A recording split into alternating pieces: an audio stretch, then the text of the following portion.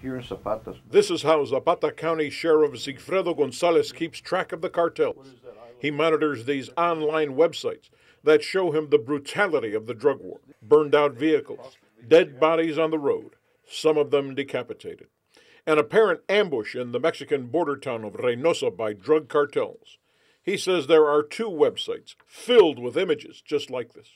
He also estimates there have been 50,000 drug cartel-related deaths in border towns on both sides in just the last 5 years. The border is not the same anymore. It's just not the same anymore. It's not going to stop until this country says, we've had it, it's enough. This is what it's all about.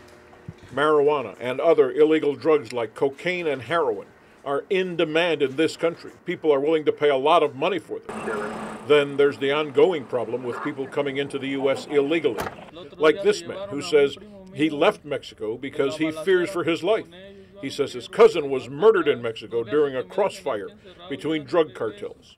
Gonzalez says many of those illegals are also committing crimes in this country, contributing to what he calls spillover violence. That we end up having to investigate.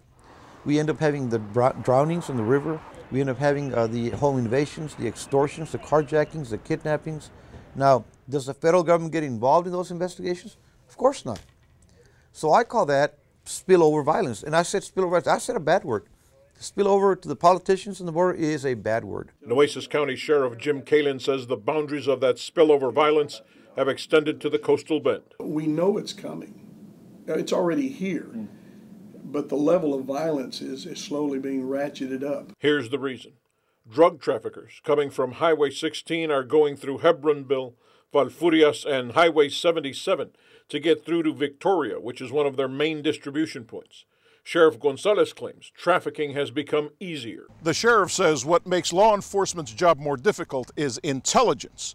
Cartels are using that intelligence to keep track of where law enforcement is pretty much at all times and allowing them to stay a step ahead. Gonzalez claims the cartels are using these Russian-made helicopters to cross the border to gather intelligence in this country.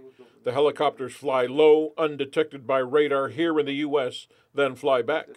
Gonzalez believes members of Mexico's notorious Zeta cartel were members of the Mexican military special forces, trained by U.S. military special forces in wiretapping, explosives, lockpicking, surveillance, and counter-surveillance. So they know where we live.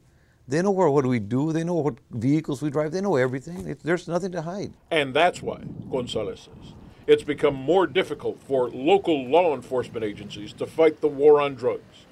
Andy Lascano, Action 10 News, Zapata County.